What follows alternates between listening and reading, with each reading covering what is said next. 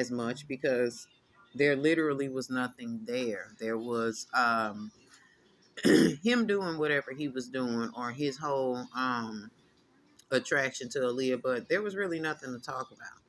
I know somebody personally who got into it with Ginuwine and got blocked because he felt like he should have been mentioned in that Aaliyah biopic, and they got into it because it was for real. Like, why should you have been mentioned? What y'all situation didn't even last that long. Aaliyah used him for what she needed to use him for, and she moved from along from him quickly. They have, I think, one song together, and that song didn't even make any noise. So it was like a situation of her being like, okay, you was just a fluke. You was one of them dicks that I just got that, just a notch on her fucking belt or on her bedpost, if you will, because her being involved with Ginuwine in any aspect didn't benefit her career. It did nothing. It did more for him having Aaliyah as a look on his arm versus her even fucking with Ginuwine. So let's discuss their little situation really quickly. I hope you already subscribed to the channel. If you're not, get your ass on over there and do that real quick because we're not going to wait on you. You just have to run it back. Anyway, they had nothing that was really serious. Like I said, she saw him for what he was worth at that moment. That's why the here and now card is present. They were fuck buddies. They did probably made a few songs together, but only one of them made the album. And during that time that they were making music, they were fucking too. But per the usual obsession with Aaliyah that all of these men have, Ginuwine has the tattoo of Aaliyah on his arm and shit, or her name on his arm and shit. Um, he grew these expectations for her. He didn't want anything from her. It was a whole thing, like I said, of all of these men trying to capture Osun. All of them trying to have possession of this girl. All of them wanting to have a story to tell with her, so to speak. It's like she had this fucking golden box that all these niggas wanted to make sure that they was attracted to or attached to. Excuse me. But their little situation, that's all it was. Again, I told y'all, Aaliyah had changed, y'all. She was no longer that innocent young girl that y'all keep trying to make her out to be. Y'all do know, like, if she were alive today, she would be about to be 45 years old, and she definitely wouldn't be that little mousy creature that y'all keep on placing her as.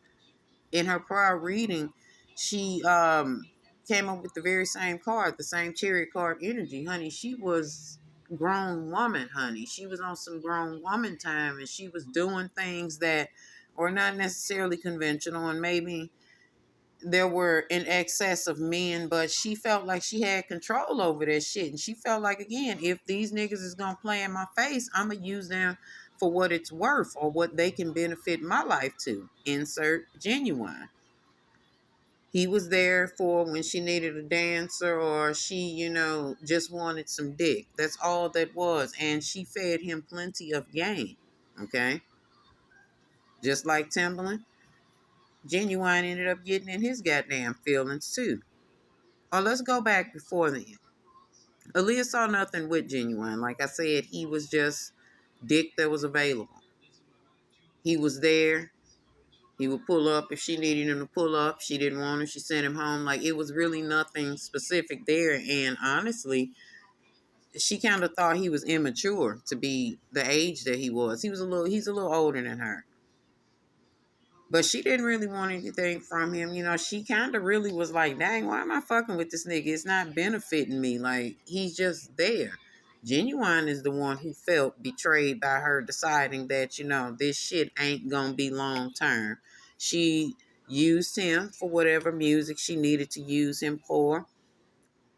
Got some dance moves and shit up out the nigga, had him tap dancing around that stage around her being, the successful one. This is him with the rest of the backup dancers dancing for her.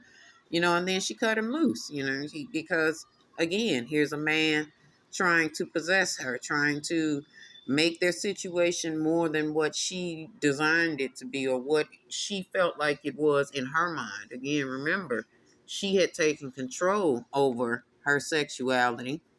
She had taken control over her womanhood, and she had taken control over the fact that if I'm going to be being bothered with these niggas and passed around, so to speak, I'm going to be in control of it. Ginuwine, just like Timberland, couldn't handle it.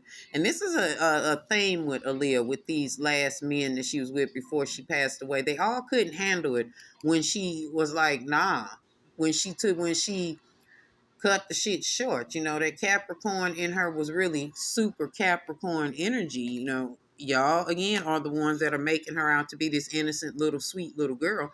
Sure, she was a sweet person or whatever, but she had some motherfucking grown ass woman energy in her that demanded that men do things for her in return. And that's exactly what she used Ginuwine for. When there was nothing that was coming of it, she stepped lively and got on. He too thought that because she was young and relatively still new to the industry, this was his opportunity to take advantage of her. But Aaliyah took herself off the table for him, and that's why they got into it. See, he comes up with this whole story about she forgave him in a dream and shit. Boy, she ain't thinking about you in death, okay? You still on the outside of that fucking door. He's still trying to align himself with Aaliyah, just like Timberland.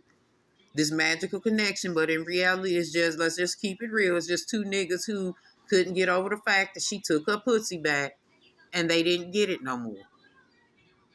Fucking forgiving in the dream. Now, yeah, shit like that can happen, y'all, but it didn't happen for Ginuwine. I promise y'all, Aaliyah is not thinking about him, honey, at all. She probably forgot that she fucked around with this nigga because there were many after then. A lot there were those that, of course, we didn't know anything about. I told y'all she had got on go mode. She was outside, honey. She was in these streets. Okay. But Ginuwine wasn't one of them, honey. She fucked him. She came, she saw, she conquered, and she moved on. And he can't get over that. Just like Timberland. All right, y'all.